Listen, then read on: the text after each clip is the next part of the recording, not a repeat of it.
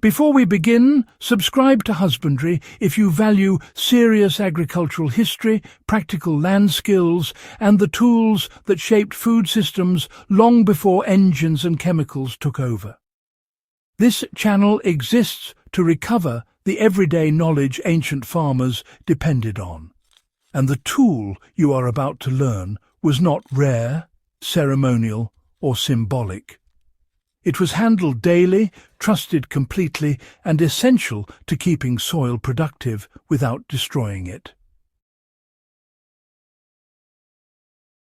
Most modern gardeners own shovels, hoes, rakes, and forks. Ancient farmers owned those too, in simpler forms. But the tool they relied on most is almost entirely absent from modern sheds. It was not designed to turn soil, break ground violently, or move large volumes of earth.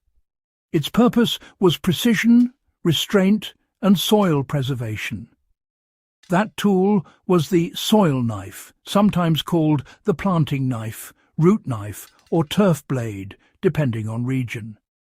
It was small, sharp, and constantly in use. Why ancient farmers avoided heavy soil disturbance. Ancient farmers learned early that soil is fragile. Dig too deeply or too often and fertility collapses. Structure breaks down, moisture escapes, weeds explode. Instead of constant turning, they favoured minimal disturbance guided by observation. The soil knife allowed farmers to intervene without disruption.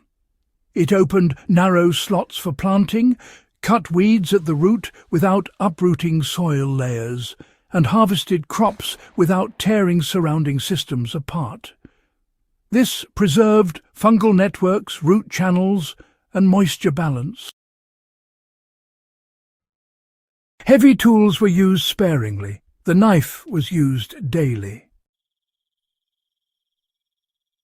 What the soil knife actually looked like and how it functioned. The soil knife was typically a narrow blade, 6 to 10 inches long, mounted on a short handle. Some were straight, others curved slightly. Many had sharpened edges on both sides. Materials varied from stone to bronze to iron, but the function remained consistent.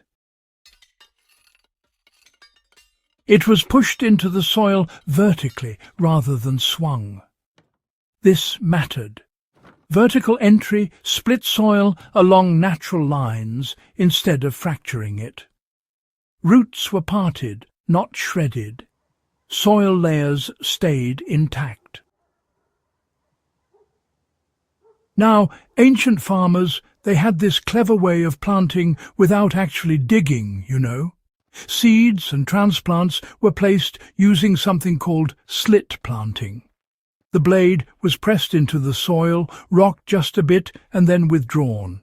Seeds were simply dropped into that opening, and, well, the soil would close naturally around them, making the whole process quite efficient. This method, it worked especially well in living soil that was covered with mulch or ground cover. There was no need for any clearing, and no bed preparation either. The soil knife, it would just move between the plants rather than over them, making things a lot simpler. These days, modern gardeners can, replicate this by using a narrow hori-hori knife or a custom blade, planting directly into covered soil without having to expose any bare ground. It's a technique that really stands the test of time. So, you might be wondering why weed control back then was, well, more surgical than aggressive. Ancient farmers didn't go around uprooting weeds all the time. Instead, they simply cut them. Using a soil knife, they'd sever weeds just below the surface, which killed the growth, but left the roots to decompose right where they were. This approach, you see, prevented any real soil disturbance and actually fed the microbes living beneath the surface. Weeds weren't just tossed aside as waste, they became organic matter. And, over time, as the soil found its balance, weed pressure naturally declined. These days, modern weeding often ends up creating even more weeds by disturbing dormant seeds in the soil. But the ancient method, well, it actually reduced them. You know, harvesting with a knife actually helped preserve future yields. Root crops, greens and grains were all harvested with a careful touch. The knife would cut stems or loosen the soil just enough to remove the crop without collapsing the structure around it, which was really important for the next round of planting. This approach meant you could replant almost straight away. The roots left behind would decompose and feed the soil life, so the beds just stayed productive without needing a break, which is quite remarkable, really. In the grain fields, sickles did much the same job, just on a larger scale. Meanwhile, in the gardens, the soil knife took care of everything else, making it all rather efficient and simple, if you think about it. Ploughs, mattocks and spades were heavy interventions. They were used seasonally or only when absolutely necessary. The soil knife was always in hand. It was used to check soil moisture, test compaction, remove pests, divide plants and manage edges.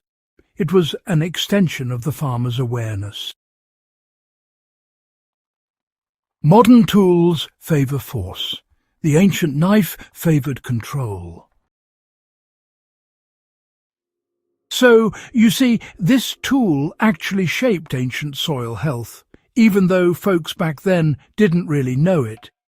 Ancient farmers, well, they didn't have soil science, but the tools they used, they sort of enforced good practice without anyone realising. By causing minimal disturbance, they managed to preserve carbon in the soil. Root channels, they stayed open, you know, and that allowed microbial life to really flourish. That's why ancient fields, when managed carefully, often stayed fertile for centuries. The tool, in a way, shaped the method, and the method, well, it protected the land. These days, modern gardeners, they often struggle because their tools, honestly, encourage overuse.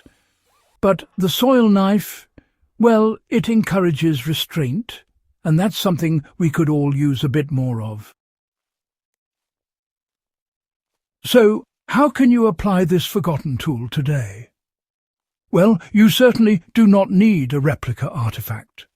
Honestly, a modern garden knife with a narrow, sharp blade works just as well. The key, really, is how it is used. Use it to plant without digging, use it to cut weeds instead of pulling them, and use it to harvest selectively. Just remember, keep it sharp and, keep it close. Work slowly and intentionally. Let the soil, you know, close behind the blade. So, why did modern gardening forget about this tool?